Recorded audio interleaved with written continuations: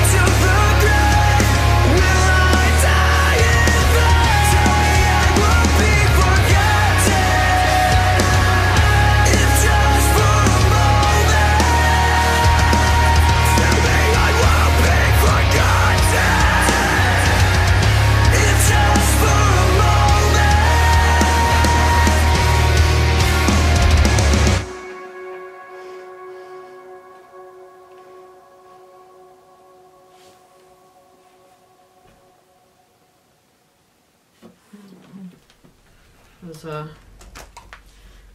emotional.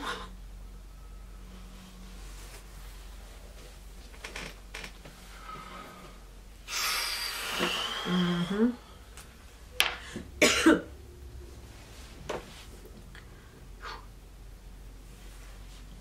It's the first time I've ever seen you get emotional on one of these.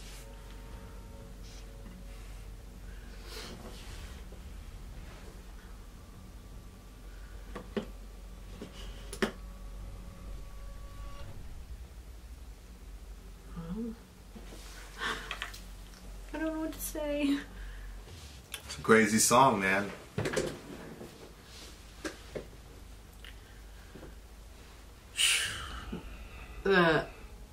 The music video kind of fit in with what was going on a little bit, you know, as far as what he did. Did he kill that woman?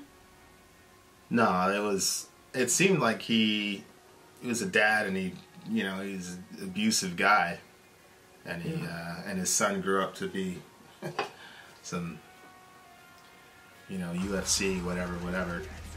Mm-hmm. He got into combat sports because, his dad was abusive to his mom. He couldn't protect her. So, it's tough stuff. Interesting. There's a lot of guys in combat sports and even the military where... That's part of the reason why. Yeah, a lot of them. Everybody kind of had... A lot of guys had a lot of... Really? Yeah. Yeah. It was interesting because when that part was happening, I thought to myself, first of all, you would never do such a thing. But if you did, Johan wouldn't go out the window, he'd come out. Well, yeah. Even though he's so small. Yeah. Yeah, well, I mean, when you're the second generation of somebody who's seen that, then you... Mm-hmm. And then you have boys, Mm-hmm. It's different. Mm-hmm.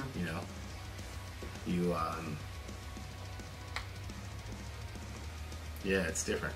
Mm-hmm. My older brother, none of us ever ran away when we saw that stuff. My older brother, he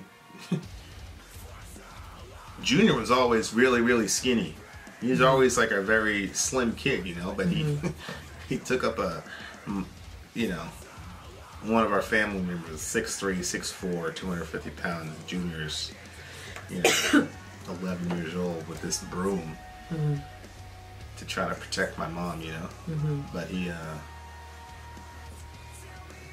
yeah, it's a pretty crazy thing to grow up seeing all that shit. Yeah, I can't imagine that. I was pretty young. I think I was like four years old when I first saw, like, somebody put hands on my mom, But it was a family member, and it, I just remember being really confused, like, yo, because I had never met my mom until then, so I didn't even know who she was, and my cousin was like, yo, that's your mom. She was walking up the driveway. I was like, word. So I went out. I was still in Jamaica. We were in Jamaica. I was like, hey, are you my mom? She's like, yeah, I'm your mom. And then the lady that was working with us, we had a maid or helper. I hate calling her a maid, but whatever. But she called my dad and was like, yo. So my dad rolled up and it got very, very, very ugly. Very ugly. Like, permanently damaged or ugly. And he could have got killed because then my uncle, which was my mom's brother, had rolled up to pick her up, and he saw what was going down, so he got out there. He was about to kill my dad. So yeah, that was the first day I met my mom, so that was always. But it's crazy because the song really, the video starts out like that, and you're thinking, what if it was? That's the thing about, if it was a regular metal song, it would have been like, you son of a bitch, you did that to my mom, I'm gonna kill you, Yeah. But the crazy thing about the song is it's about forgiveness. Yep. And you don't get more metal than that. It's forgiving somebody who did that to your to your mom. That's Yeah, I just thought that they did such a great job on this one. Well, we've heard other, like, Christian songs, like, but this one I thought was really well done. I mean, it didn't sound like it didn't sound like another song to me. I don't know if it sounded like another song to you, but I liked the way that they would go from, you know, singing and then like the vocals, and I just thought that they did a really good job, and it communicated like some heaviness. I mean, I was a bit distracted by the video because I'm like, oh my gosh. But some of these words, like, help me, I need to feel your grace, and I'm waiting in the darkest place. Like, yeah, I mean, it's a crazy thing, you know, as a Christian, you know, it's weird, my relationship with my dad. It's very weird because, you know, I don't walk around with any animosity towards my dad. Because, you know, he wasn't in my life, and I mean, really, it's really jacked up. But as far as like the click, you know, I left Jamaica when I was 3 or 4 years old. So after that situation happened, we weren't in Jamaica for much longer. I mean, that was pretty much it after that. So it's my only memory of my dad. yeah. The only clear memory of my dad in Jamaica was that situation, you know. And then he never came up for us, and then there was the whole, you know, you're feeling like your dad abandoned you, which of course, as you get older, you realize the story, and it's like, it's not easy for, it was easy for your mom to jump on a plane and go between Jamaica and America because she had all this education. My dad wasn't in that situation. Yeah. So I grew up being like, yo, my dad didn't make the effort, yada, yada, yada. Because in my childish mind, I thought you could just jump on a plane, you know? And I never, not me and my older brother, we never really expressed any, like, I listened to my brother would play some Tupac, and Tupac would make references to his dad and how his dad wasn't there for him and stuff like that. But other than that, we never talked about it. I never talked. There was one time I said something like about my dad, and my brother at the time, was really walking with God, and I guess he'd made his peace, and he's like, well, you know, you should talk to him, because I was in New York at the time, so was he. So the entire time we were both in New York, it never even crossed my mind to go talk to him. Like, that was never, and it was crazy because my mom and I had epic battles, jihad, I'm talking bloodshed, crazy stuff. But I mean, my mom's my mom. You weren't making her bloody. No. For just clarification. No, I mean, but she was a Jamaican mother. Yeah. And I was mouthy. You know what I'm saying? I'm not gonna say I deserved, you know, as far as it went. It was just, that's how it was. You know what I mean? But my point is, as far as like people doing stuff to me, like my mom did way more than my dad because she was around. And my dad, it's very, very complex stuff. So, but you know, my mother was my heart. You know, I almost never talk about my dad on ever. You know, period. But my mom comes up all the time because, you know. So it was weird. It was like, it's like growing up. Like I don't feel like I don't have a lot of anger or whatever toward my dad. I just, you know, that whole situation, that was it for me. That was it, you know. So, and you know, he, you know, as time went on, he went and told his side of it, you know, but so it's a crazy song, you know, about forgiveness and things like that. And it makes you, and it's like, I'm watching that video and that dude's going after that woman. I'm like, yo, man.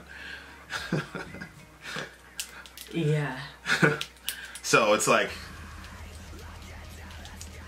but the guy, you know, obviously was repentant in the video, you know, as much as you can do in a 3-minute video. So you're supposed to forgive the guy, you know. And then he sees his son, you know, working himself to death on the bag, and he goes there to hug him and all this, and you know, regardless, that's his dad, you know. Yeah. But I never had a moment like that with my father. Well, and I don't know, maybe this should be off camera, but it's interesting because, like, I'm gonna save it for off camera. No, go ahead. Well, like, when you talked about that situation with your dad, and you're right, you don't really talk about it.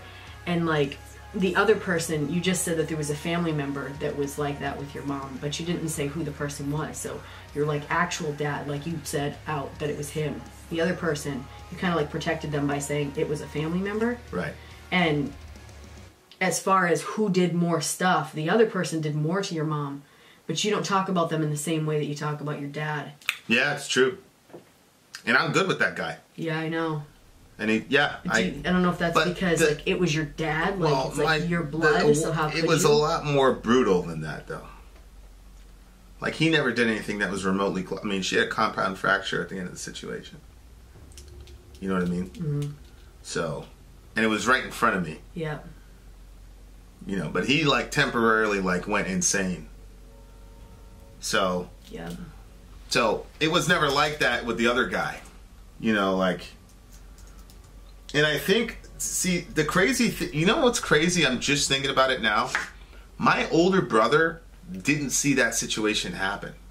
Oh, really? He was off in school. Yep. So I saw that whole, he was actually at track practice, I'm sorry. That's gotta be so true. So I saw the whole thing happen from start to finish. Yeah. Yep.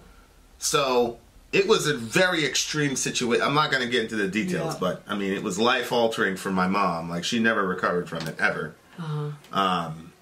And she had a compound fracture at the end of it. So it was a very extreme situation. The other thing that, the other guy that my mom was with or whatever, he put his hands on her, but he never got anywhere close to that. So what happened when, was that him? Yep, but I didn't see that happen. And I didn't know that that happened until much later. My mom had a miscarriage because of situations with... But that's worse than a compound fracture. It is, but I didn't see it. You see what I'm saying? I saw the whole thing happen, and she lost But later on, she lost the baby. We never knew what happened until way later. So, like, and she was 7 months. But we didn't know the details about what happened in that situation until, like, I'm talking decades later. Yeah, but now you have the information. Yeah, it's just not the same. It's just not the same. I don't know. And at the time, he wasn't Christian. He wasn't religious. He was a street dude. She found him in the Bronx. You know what I mean? Whereas my dad, like, he grew up in church. He was the one that's telling me about God. He used to pray with us every night. Da da da da. And then he went off and did that. You know what I mean? Well, your dad's like he's mellow and he's quiet. He's extremely mellow, totally extremely passive probably. dude. Extremely passive dude. Extremely passive dude. Like that. All my propensities for violence and stuff came from my mom. My mom was very active in the gang sense. Like, she was extremely. Well, he obviously had some tendencies. Active. He went after a woman. Yeah, he went temporarily insane because he thought she was trying to take us, which she did. Right. She ended up doing it. So, you know, he lost his mind. But, you know, obviously that's something I'm never, you know. I don't care what the issue was. Oh yeah, no, I know. I don't care. And I've been with a pretty crazy woman. Right. You know what I mean? Right. Yeah. You've been in some situations where. Yeah. So, like, if anybody was to... I'm never ever gonna be. And again, the other guy. Yeah, it's interesting because I've been around, like, other males, and, like, you know, some of them, like, it's not that I saw them ever do anything, but, like, I always had, like, this, like, you don't overdo it because you kind of have, like, that feeling that something bad might happen. Like, with you, I literally feel like I could do anything, and, like, you would never put your hands on me like that. No. But, you know. Not that I'm gonna do. Seeing that as a 4-year-old. Yeah. You know. And so it's just it's a crazy thing, the whole concept. Yeah, and the other thing, I'm sorry, but that's wild too, is that you didn't even know your mom. Nope. So it's not like you've been living with your mom and then some guy comes up and, right. You know what I mean? Like, right. Just a very interesting... But when I met my mom, I immediately idolized my mother immediately. You did. immediately. Because I never had a mom, you know, and I was like, you know, and then I hear that this woman is my mom, and she's all like Americanized and extremely powerful woman. You know, women in Jamaica at the time, they were just very, you know. Oh, really? Extremely, especially on the side of Jamaica where we were living. It was a lot of rules of English propriety and all this, and my mom came out cussing, smoking. Like, she didn't, you know. She didn't give a fuck about anything. You know what I mean? So, I immediately idolized her, like, immediately. And then I immediately, like, took on her attitude, like, immediately. Like, I was a little 4-year-old telling all the kids, get out, come out to me yard, you know. Well, you probably had that in you before. Oh, my word, that's where that comes from. Yeah, I found, like, she's kind of like my, you know, soulmate in that sense. Like, I was like, oh, and she green-lighted all that stuff. Like, she go on, all right, well, why you chase them boys out the yard? I said, yeah, you know, they were, you know, basically they had the audacity to want to play with our toys. Oh my word! She was from America, so she came out, like, we had big tricycles and bikes, and dude, we had more stuff than we could deal with. And Junior was like, "Hey, everybody, come on!" I was like, "Get out of here!" She's like, "Well, I want to." And I told her, she's like, "Good for you. That's why I bought them. I bought them for you. I didn't buy them for the neighborhood." You know, so like that was just immediately like my mom was just like our relationship. It was crazy, you know. So, but you know, the guy, you know. Well, I think that this song, it has the video connected to it, and so you could go with that narrative, or this fits into like everybody's situation that would find themselves, you know, seeking forgiveness, like. The darkness that you would feel, the need for grace, like that, you know, the wrong channel, but like Eminem's song River. Yeah. You know, where he sings about the abortion and stuff, and he says like, you know, my sins need holy water. Yeah. You know, like he recognizes that there's something has to come and fix this situation, because in and of myself, I can't clean this, I can't fix this. Well... The grip of the guilt and the scars of my sin live on, and they're choking me. Yeah. There has to be an escape from that. Now I can barely breathe, he said. Well, the song is interesting because the name of the song is Oblivion, and the chorus is Tell Me I Won't Be Forgotten. Yeah. Well, who is he saying he won't be forgotten? What? Well, it's probably by God or the people that he sinned against. Because that's really... You know, like, my dad's basically consigned to oblivion to me because, you know, he had this big meetup he wanted to do 6 months ago. Everybody showed up. I didn't go. You know, it's like, but it's weird. Like, I don't know. I mean, I feel like I've taken certain avenues to release aggression in a way that's societally acceptable. Say it that way. Mm-hmm. To be, you know, an aggressive person. I've put myself in situations where, you know, aggression is celebrated, and then you get to, you know. So I kind of like release it that way. But as far as like building a relationship with my dad or something like that, like that would never. I just can't see myself doing that. Like, but part of it is because like I don't have like this burning like. Anger, I hate my dad. Or maybe, I mean, I don't know. Maybe I do. I don't know. But, I mean, I know watching that video and seeing that dude put his hands on that woman, I was like, man. But, I don't know. It's crazy. It's a, because the thing is like, you look at that guy and he's going after his son and, you know, he wants a hug from his son. And it's like, this dude is completely clueless. Like, what are you talking about, family? Like, this kid's about to kill you. You know what I mean? Like, what are you doing? And it's that thing that really, like, gets me. It's like, you think you could do something like that and just walk in and everything's going to be Gucci? You know, my brother, I'm pretty sure it's my brother. My brother, it was that wedding picture. Yeah. When he went to get married, my dad was like, because I had gotten married first, and I didn't even think to invite him to the wedding, and he was like, "You did me wrong" or whatever, and I was like, "What? What are you talking about?" I'm like, we lived in the same state. You never came to see. Like, Yeah. It's not on me as the kid to reach out to you. Mm-hmm. Like, what are you talking about? Mm-hmm. You know, it's like this weird expectation that, oh, what me and your mom had, that's between me and her, but me and you, you know, what I'm like, nah, man, what are you talking about? Mm-hmm. Me and you. So, but at the time, I was genuinely confused. Like, what do you mean? Why would I invite you to the wedding? Like, you're never a part of my life. You don't even know who she was. You have no idea who she was. Why would I? Yeah. You know. So. Well, that's that traditionalist stuff too. That you don't like. You do traditional things with me because you know that they're important to me. But like, I mean, traditionally, you get married and you have your parents there. Even if I was a traditionalist, I wouldn't have invited him in there. Not for any bad reason, just you were not in our life. So what are you talking about? You know, like, I was in New York, you were in New York, I was in the Bronx, you were in Brooklyn. You never once... Yeah, I don't know why you didn't come. Like, you know. So it was like this weird thing where the guy is like expecting this hug and whatever, and the kid's like, what? Yeah.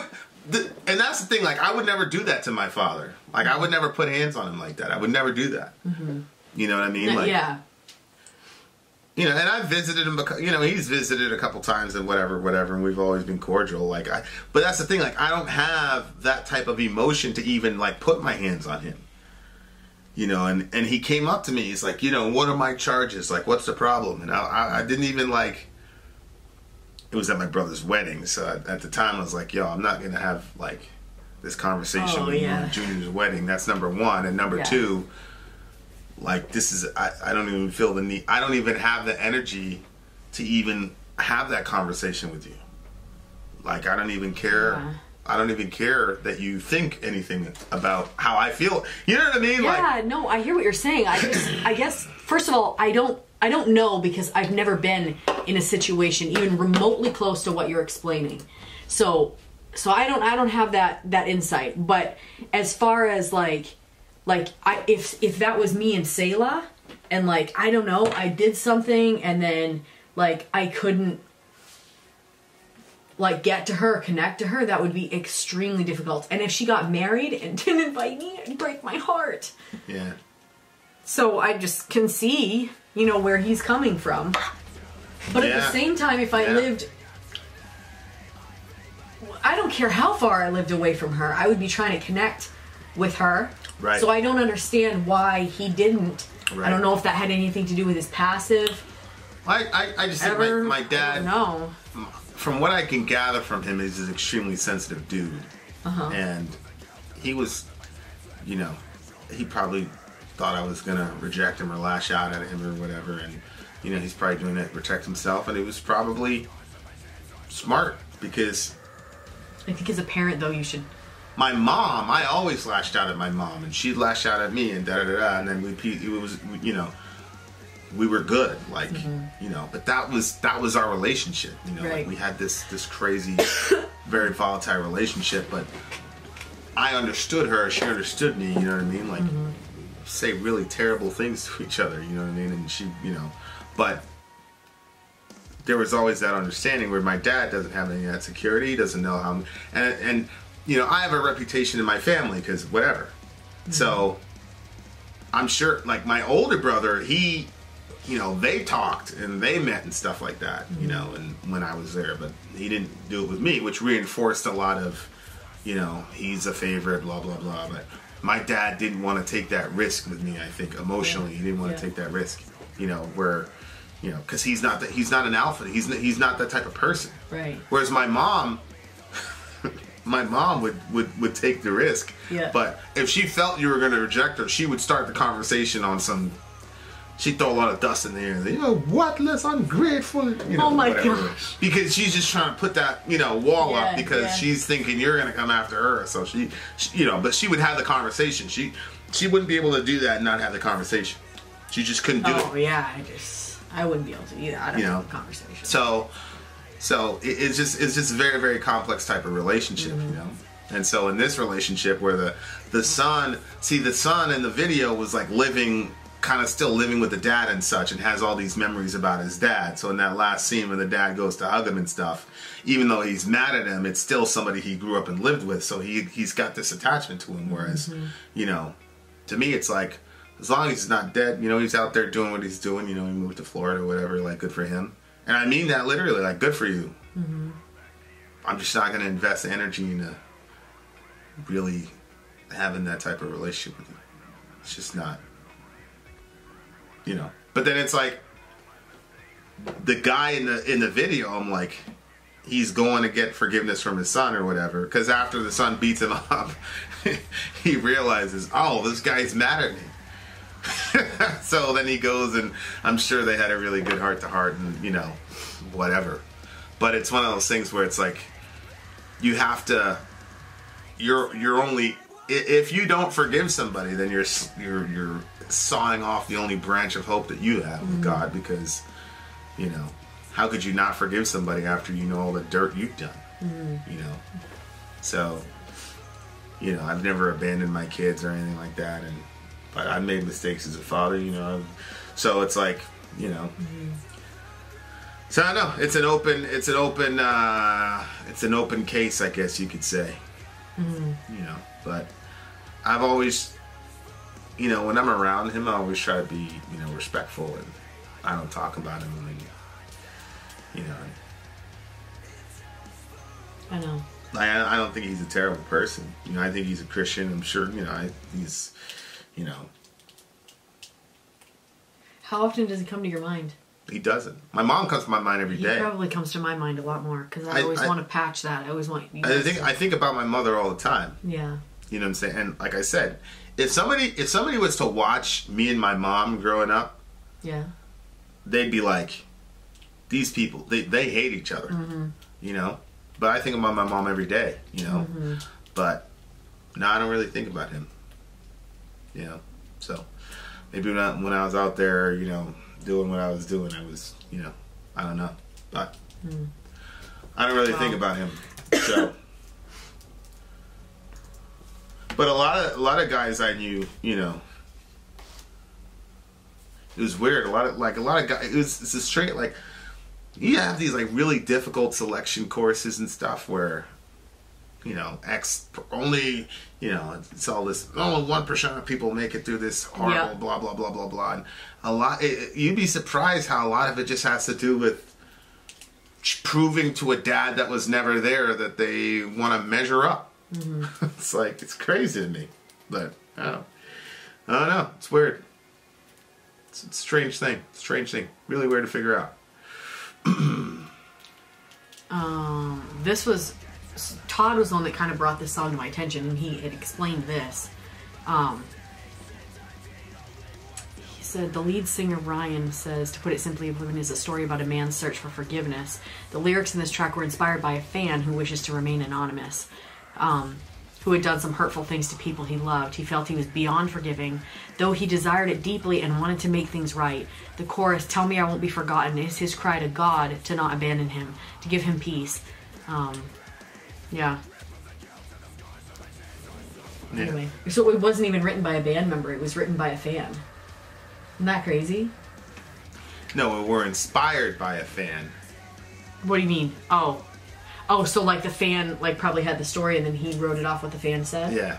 Oh, but even still, can you imagine? Like, this band writes a song. Yeah. They take the time to listen to you and then they write a song about what you say? Yeah. Yeah. But, I mean, that's the story, right? Is that forgiveness is available for everyone. Yep. And the crazy thing, it's like, you know,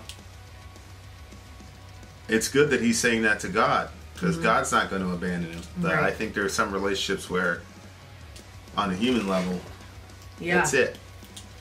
Yep.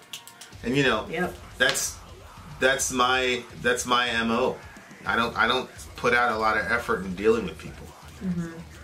So it's yeah. So anyway, interesting song for sure. I'm done with it now. It's a 10 for me. Yeah. Are you not rating it? Yeah, I'm done with this song. Okay. Vin out. Sori out. Gone.